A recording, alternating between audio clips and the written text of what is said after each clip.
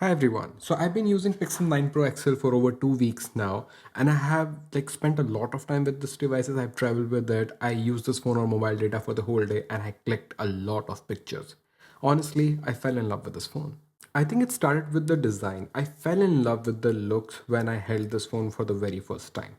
It feels insanely premium. Sure, I would love to use a Pixel 9 Pro as my primary device, but it is not available yet. I think it's going to be launched in November in India.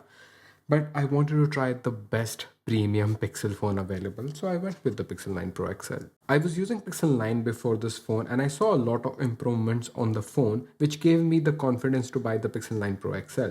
And the small issues that I had with Pixel 9 are gone with the Pro XL. I wanted a matte pack so I could use my phone without a case. And even though the back is slippery, the shining rails are more than enough to make up for it because they provide good grip. Yes, they are fingerprint magnet. Yes, it is a bigger phone for my liking, but after coming from S24 Ultra, this is a much comfortable phone. It doesn't feel as heavy. I mean, not at night when you're scrolling through the social media, but apart from that, it is a much better phone to use. I honestly don't have any complaints when it comes to design. I also gotten used to this volume and power button. Nowadays, I'm having this issue with my iPhone, so I sometimes press my power button to turn on the volume. But yeah, that's the trade off of using different brands. The display is also stunning on this phone.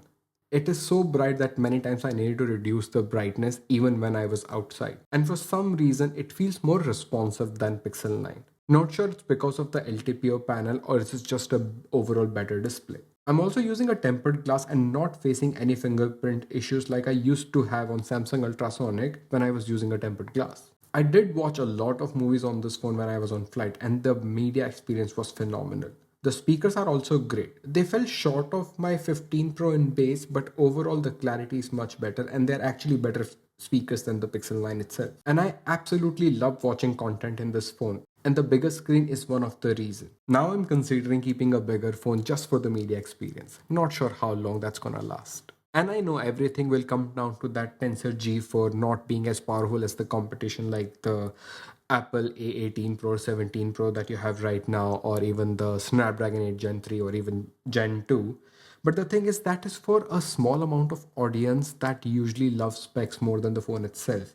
But for me personally, it has been performing amazing. In my testing, not once I found this chip to be struggling. The phone never heats. It does get warm in extreme conditions, where my iPhone 15 Pro gets pretty hot. So the throttling of the chip and the new vapor chamber is helping the overall user experience. And I for once am really happy with the Pixel experience. And that not overheating plus the new modem came in handy when it comes to the battery life. Not once this phone died on me. So I left my room at 5:30 a.m. I used this phone on 5G for the whole day. I was using GPS, I was listening to music, I was taking a lot of pictures, and by the time I came home, it still had 23% left.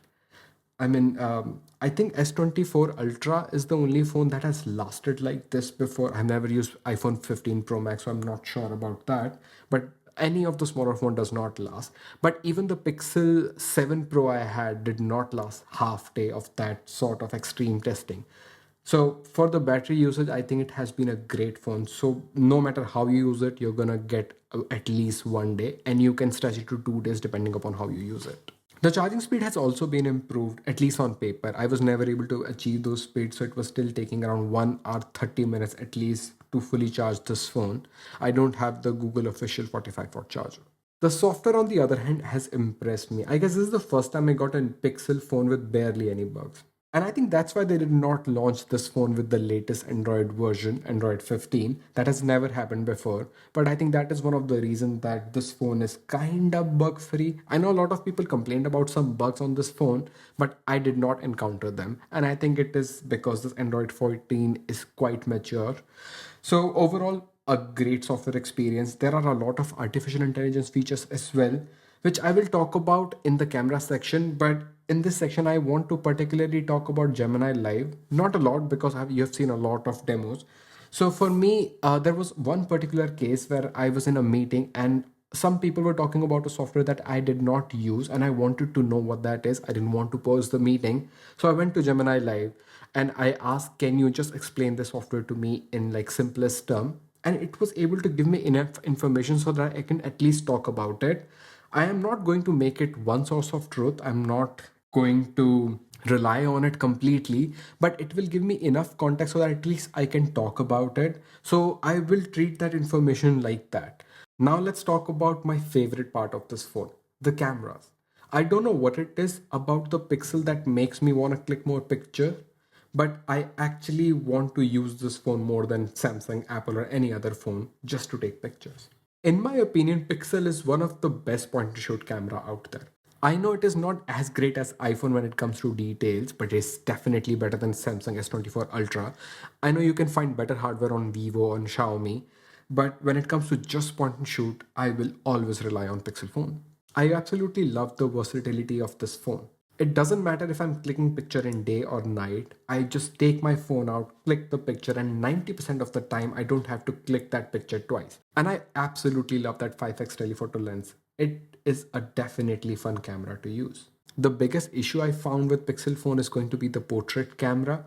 It is absolutely trash. I have stopped using it and I don't even have a single picture to show because every time I click a picture with portrait mode, I delete it instantly. And you cannot even click portrait from 5x. So the best thing you can do is click a normal picture in any focal length you want, go to Magic Editor and convert it into portrait. It definitely works better that way. Which is where the artificial intelligence comes in handy. I don't try to change subject with Magic Editor, but I like to make the picture better. And it definitely works. The HDR in the Photos app also confuses me sometimes because it brightens some areas and it feels like the contrast is much better, but it's not the same case when you're posting that picture on social media. So when I want to post something on social media, I directly click the picture from the app itself and it has gotten much better. Recently, I shared a lot of stories on Instagram and they turned out really good. The selfie camera is also upgraded and it is one of the best selfie camera you can get on a phone. So the last thing I want to talk about is going to be the network quality. I think it has been immensely improved. It's not 100%, but I would say it's 90%. I've only had like one or two call drop, which was not the case with previous phones. Tensor always had a bad modem, but I think this time they have fixed it. It doesn't overheat because of the 5G and the call quality has been improved a lot. So I think this is the year that I'm going to recommend Pixel to everyone. I mean, who doesn't play games or do video editing on their phone. The only thing that you need to keep in mind that the Google service centers are not great in most of the countries. So please make sure you're in a country where the after sale service is much better on Google, because in India, it is not. Do let me know if I missed anything and I will try to answer your question in comment box. My name is Rohit. I'll see you in the next one. Till then.